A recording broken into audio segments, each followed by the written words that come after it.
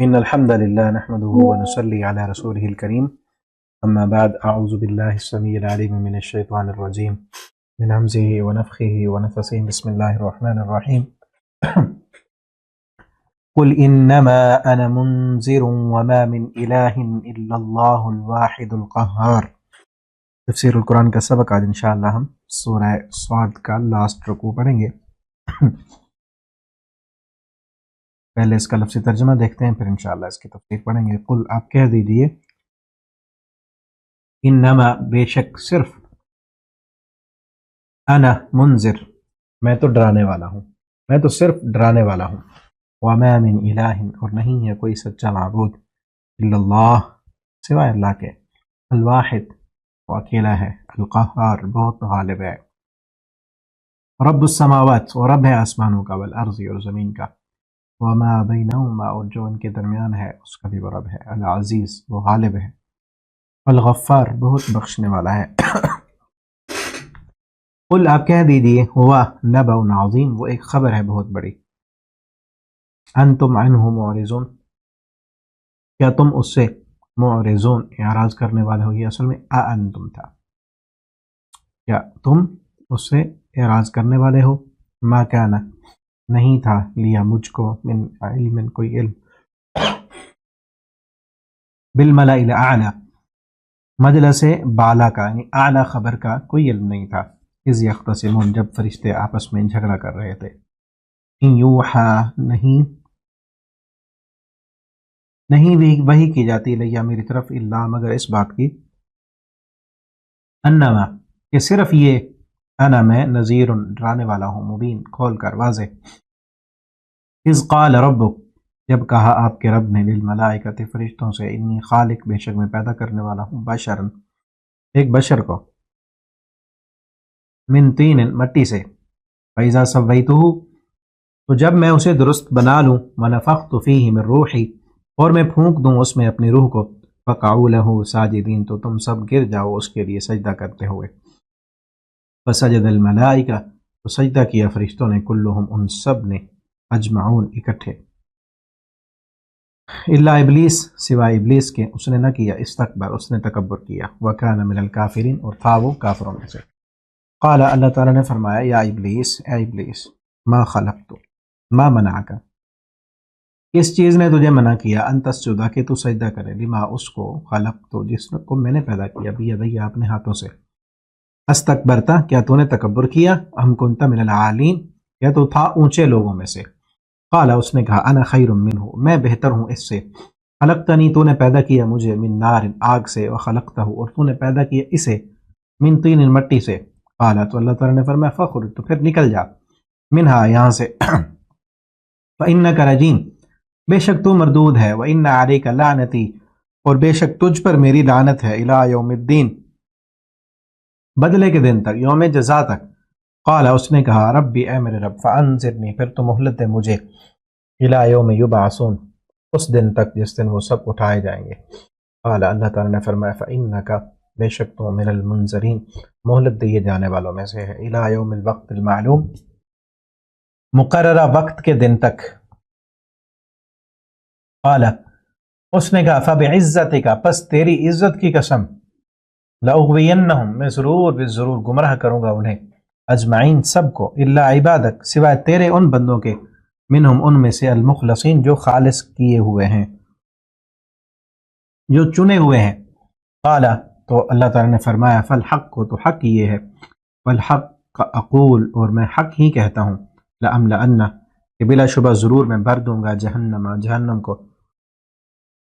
ان کا تجھ سے، وممن تبعک اور ان سے جنہوں نے پیروی کی ہوگی تیری، منہم ان میں سے، اجمعین سب کے سب، قل آپ کہہ دیجئے، ما اسألکم نہیں میں مانگتا تم سے، علیہ اس پر، من اجر کوئی اجرت، وما انا اور نہ میں، من المتکلفین تکلف کرنے والوں میں سے ہوں، ان ہوا الا نہیں ہے وہ قرآن مگر، ذکر نصیحت، للعالمین تمام جہانوں کے لیے، وَلَتَعْلَمُنَّ اور بلا شبہ تم ضرور جان لوگے، نبأہ اس کی خبر کو، بعد حین کچھ وقت کے بعد۔ ابھی اس کی ہم کچھ تفسیر پڑھتے ہیں۔ اس میں شیطان جن ابلیس کا بھی ذکر ہے، آدم علیہ السلام کو جو سجدہ کرنے کا اسے حکم دیا گیا تھا، اس سے پہلے جس سے آیت سے رکوع شروع ہو رہا ہے نا، فرمایا قل، آپ کہیں انما انا منذر، میں تو صرف ایک ڈرانے والا ہوں۔ منذر کا کیا معنی؟ ڈرانے والا، میں تو تم لوگوں کو ڈرانے آیا ہوں۔ تو ڈرانا نبی کریم صلی اللہ علیہ وسلم کی ایک صفت ہے۔ بشیرن و نذیرا، آپ خوشخبری دینے والے بھی ہیں اور آپ ڈرانے والے بھی ہیں۔ آج لوگوں نے یہاں اسلام کے خلاف اور بھی بہت ساری باتیں پھیلائی ہوئی اور لوگوں کو دین سے دور کرنے کے لیے پروپیگنڈے کیے ہوئے ہیں۔ ان میں ایک یہ بات بھی ہے کہ مولویوں نے ڈرایا ہوا ہے، تو ہر وقت ڈراتے ہی رہتے ہیں، اور پھر اسی سے مرعوب ہو کر کچھ جب وہ آتے ہیں مولویوں کے قریب، علماء کے قریب، جو جن کے پاس یعنی دین ابھی تھوڑے یعنی کہ دین کے قریب ہوتے ہیں، ان سے اگر کوئی یعنی ہم سے کوئی کہے اگر کہ آپ ڈرانے والے، ہم آگے سے کیا کہتے ہیں؟ اگر پورا نالج نہیں ہے تو ہم کہیں گے نہیں جی ہم تو نہیں ڈراتے، جبکہ کہیں ہاں ہم ڈرانے والے ہیں۔ نبی کریم صلی اللہ علیہ وسلم کی صفت ہے ڈرانا،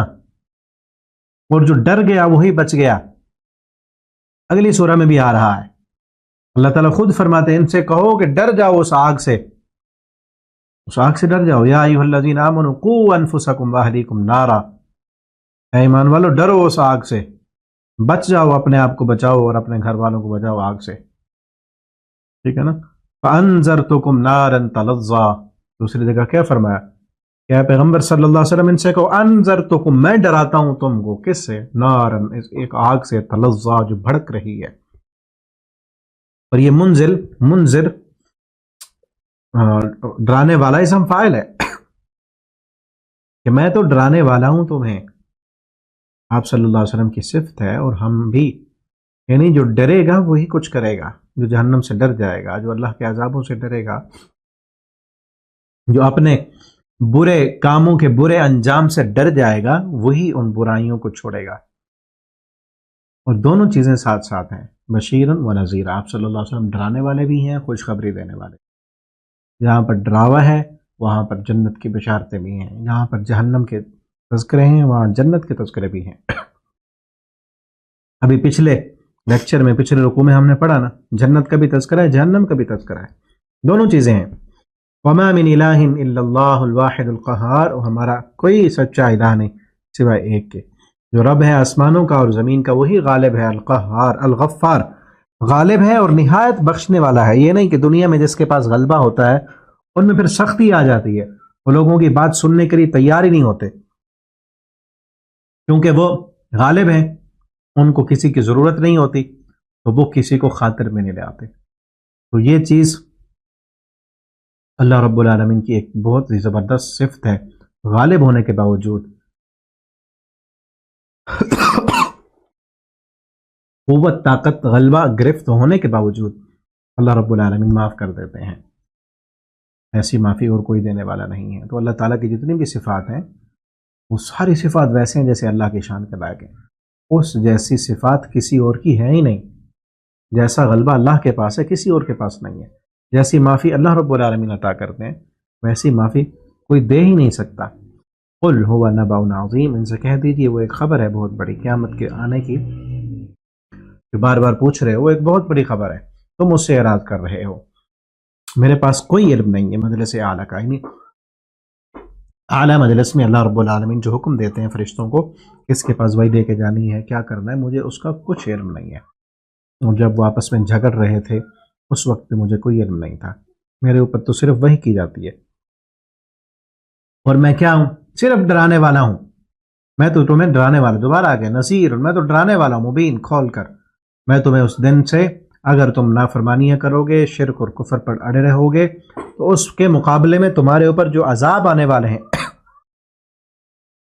جو رسوائی تمہارے اوپر مسلط ہونے والی ہے، اس رسوائی سے میں تمہیں ڈرانے کے لیے آیا ہوں۔ اب اس وقت کو فرمایا یاد کرو، اذ قال ربک، جب آپ کے رب نے کہا تھا ملائکہ سے، انی خالق بشر، یہ پہلے پارے میں بھی آیا ہے، سورہ اعراف میں بھی آیا ہے، اور اس کے بعد سورہ حجر میں بھی ہے،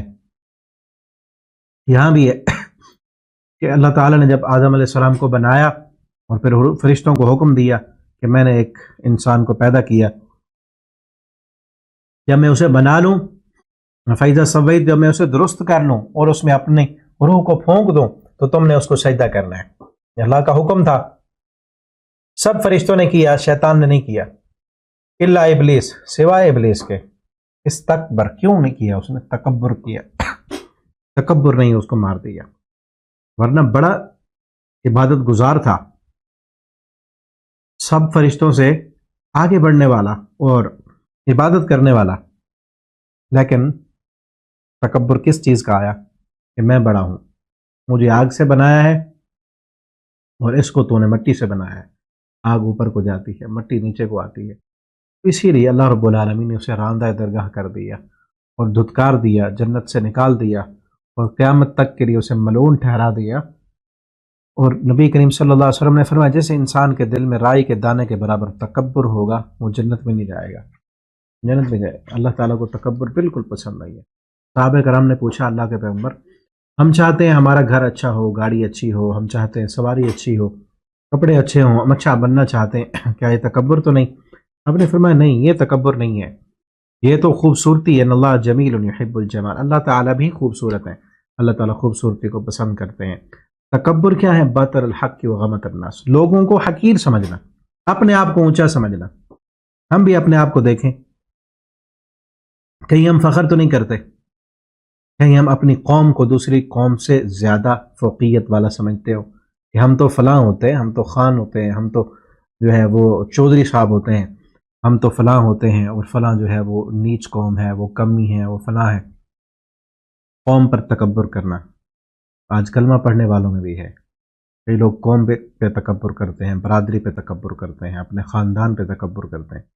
کسی کو جو اپنے ہنر کا جو ہے وہ فخر اور غرور ہوتا ہے، کسی کو جو ہے اپنی گاڑی پر، اپنے سٹیٹس سے۔ اب یہ دیکھیں نا، یہ علامتیں بن چکی ہیں، دنیا کی سہولتیں ہیں، لیکن بڑی گاڑی لینا کوئی بری بات نہیں ہے، آپ کے پاس حلال کا پیسہ ہے، بڑی گاڑی، لیکن اس کو تکبر کی علامت بنا لینا۔ بڑے فون، آئی فون لیا ہے جی، اکثر 50% سے زیادہ لوگ ہمارے ملک میں آئی فون لیتے ہیں صرف دکھانے کے لیے، دکھاوے کے لیے۔ پتہ بھی ہے ان لوگوں کو کہ اس میں جو فنکشن ہے وہ اتنے اچھے نہیں ہیں جو دوسرے فون میں ہیں، جو سامسنگ میں ہے یا اینڈرائڈ میں، اور اتنا مہنگا دیا ہے کیوں؟ اور جب بھی جائے نا کسی مجلس محفل میں، آپ دیکھیں تجربہ کریں، جنہوں نے بھی لیا ہوگا نا آئی فون، وہ انہوں نے باہر ہی نکالا ہوگا، نکال کے دکھا رہے ہوں گے، پتہ نہیں کیا ہے۔ اور یہ ایک نفسیاتی مرض بھی ہے کہ اپنی شوخیاں دکھانا، اپنے آپ کو ہر وقت جو ہے، اور پھر ہر وقت سیلفی لینا، اب میں یوں کر رہا ہوں، اب میں فلاں کر رہا ہوں، اب میں ادھر جا رہا ہوں، اب میں کیسا لگ رہا ہوں۔ یہ کیا ہے؟ یہ خود نمائی کا شوق انسان کو تکبر میں لے جاتا ہے۔ ضرورت کی حد تک ایک الگ بات ہے، ایک چیز ضرورت سے جب بڑھ جاتی ہے چیز، اور اپنائیت کو انسان جو ہے جب شو کرنے لگتا ہے تو وہ کیا ہو جاتا ہے؟ انسان تکبر میں آ جاتا ہے۔ نبی کریم صلی اللہ علیہ وسلم نے فرمایا اللہ تعالیٰ کو وہ بندہ پسند ہے، ان اللہ یحب العبد التقی الغنی الخفی، اللہ تعالیٰ اس بندے سے محبت کرتے ہیں جو اللہ سے ڈرنے والا ہے، جو لوگوں سے بے پرواہ، لوگوں سے امیدیں نہیں رکھتا، الخفی جو مخفی رہنے والا ہے، چھپ کے رہنے والا ہے، اپنی جو آپ کو نمایاں کرنا اور اپنے آپ کو اونچا کرنے کی اس کو کوئی شوق نہیں ہے، فکر نہیں ہے، لوگ اسے جانتے ہیں نہیں جانتے، لوگ کیا کہہ رہے ہیں اس کے بعد اس کو پرواہ ہی نہیں، وہ یہ دیکھتا ہے کہ میں اللہ کو کیسا لگ رہا ہوں، اس کے ذہن میں یہ آتا ہی نہیں کہ میں لوگوں کو کیسا لگ رہا ہوں، ٹھیک ہے نا؟ تو یہ چیز اپنے آپ کو دیکھیں کہ کہیں ہمارے اندر ہے تو نہیں کہ میں جب کسی مجلس میں جاتا ہوں میں یہ سوچوں کہ لوگ میں کیسا لگ رہا ہوں، لوگ جو میرے بارے میں کیا باتیں کر رہے ہیں، میں بڑا بنوں، میرے کپڑے اچھے لگیں۔ ایک ہے خوبصورت بننا، وہ تو آگے حدیث میں اللہ تعالیٰ کو پسند ہے خوبصورت رہیں، ایک ہے کہ اس پر پھر دوسروں کو حقیر سمجھنا کہ میرا سٹیٹس، میرا معیار، میرا فون، میری گھڑی، میری سواری میرا دوسرے سے اونچی ہے، اعلیٰ ہے۔ اب ضرورت تو پوری ہو رہی ہے نارمل سے بھی، یہ زیادہ کیوں لے رہا ہے؟ تاکہ اس سے میں اونچا ہوں، اس سے بڑا بنوں۔ یہ بڑا بننے کا شوق تکبر میں لے جاتا ہے انسان کو،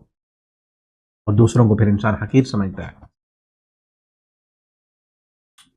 یہ استکبر، اس نے تکبر کیا اور تھا وہ کافروں میں سے۔ قال تو اللہ تعالیٰ نے فرمایا اے ابلیس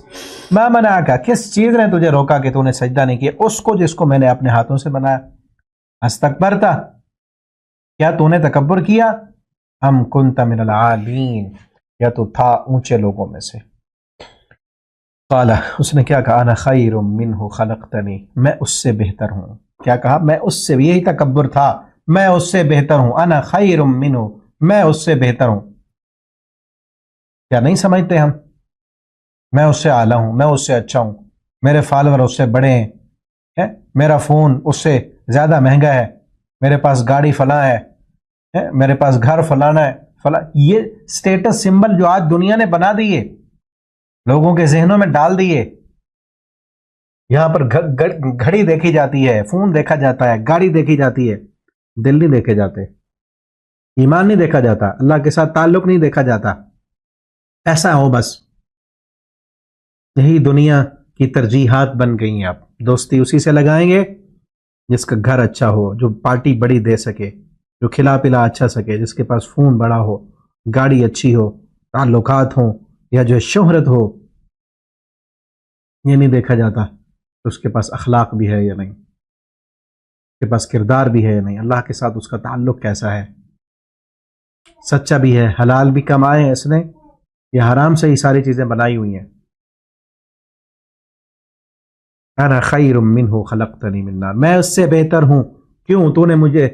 پیدا کیا آگ سے، اور تو نے اس کو، اب یہاں پر تو یہ دیکھنا تھا نا کہ حکم کس کا ہے، اپنے عقل کو تو سامنے نہیں لانا تھا نا، اپنے عقل کو سامنے لایا، تکبر کیا، عقل پہ بھی غرور کیا، آپ نے علم پر بھی غرور کیا، اپنی تخلیق پر بھی غرور کیا۔ فخلقتہ من طین، تو نے اس کو مٹی سے بنایا ہے، آگ چمکتی ہے، آگ اوپر کو جاتی ہے، آگ میں جوش اور گرمی ہوتی ہے، مٹی نیچے کو جاتی ہے۔ اللہ تعالیٰ نے فرمایا اب نکل جا، میرے حکم کو ٹھکرا دیا تو نے، اب تیرے لیے یہاں رہنے کی کوئی کوئی وجہ نہیں ہے، تو اب یہاں نہیں رہ سکتا، فخرج منہا، نکل یہاں سے، فإنک رجیم، بے شک تو مردود ہے، وإن علیک لعنتی، اور بے شک تیرے اوپر میری لعنت ہے، الی یوم الدین، جزا کے دن تک، قیامت کے دن تک کے لیے تو ملعون ہے۔ قال، اس نے کہا رب بھی ہے میرے رب، دیکھیں رب بھی، رب کہہ کر پکار رہا ہے، اللہ کو وہ بھی مانتا ہے، یہ نہیں ہے کہ انکار کرتا تھا۔ پیچھے کیا کہا؟ وَكَانَ مِنَ الْكَافِرِينَ، تھا تو انکار کرنے پر، نہیں، ایک حکم کا انکار کر دیا تو کافر ہے، مان تو رہا ہے۔ ابھی پڑھا ہے نا پیچھے، اس نے انکار کر دیا، اللہ ابلیس استکبر، اس نے تکبر کیا اور تھا وہ کافروں میں سے، لیکن وہ کہہ کیا رہا ہے؟ رب بھی، اے میرے رب۔ کافر بھی رب کہہ کر اللہ کو پکارے نا،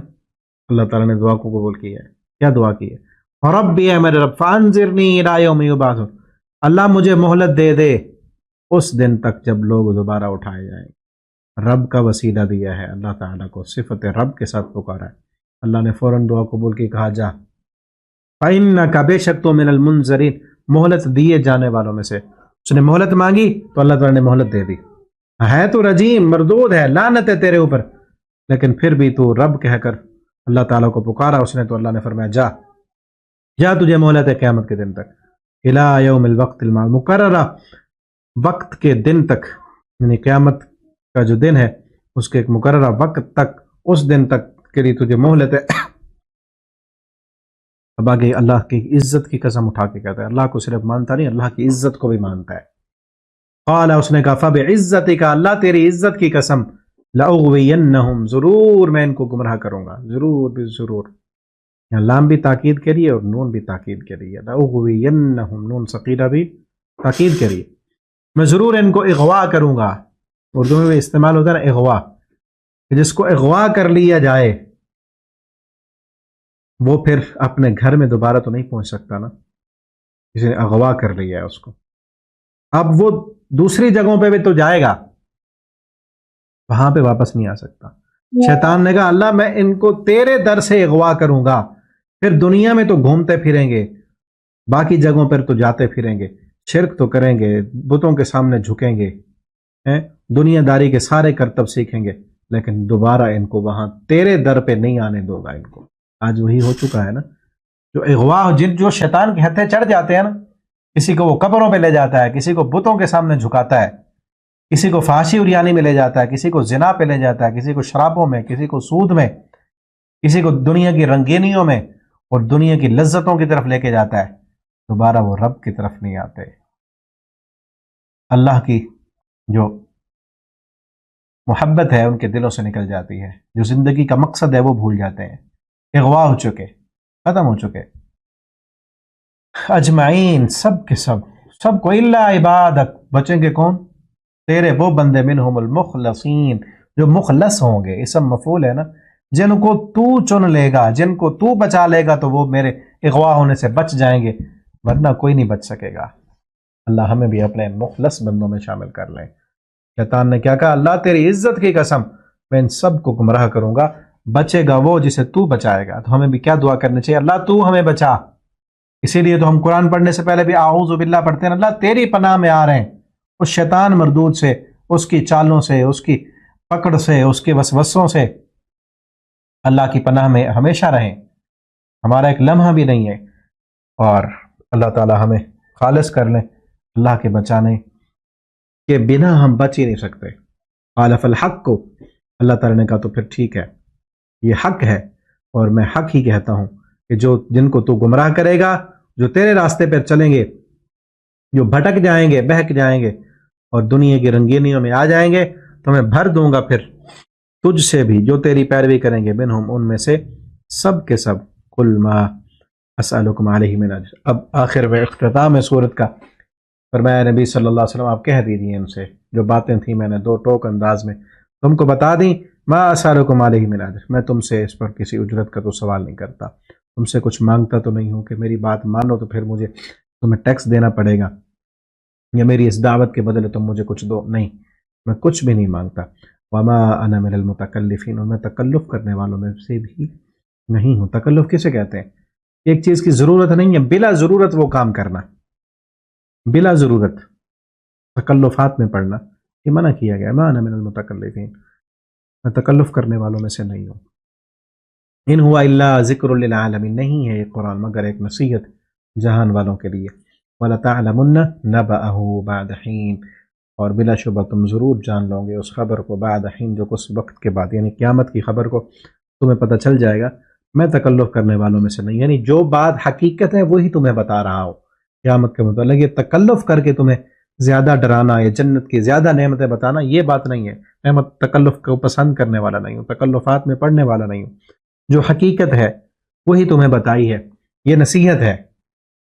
جہان والوں کے لیے۔ یعنی جو دو ٹوک انداز میں پیغام دینا تھا وہ تمہیں دے دیا، اب تکلف میں بڑھ کر اس قرآن کے ڈرانے سے تم نہیں ڈر رہے تو اور کوئی چیز ہے ہی نہیں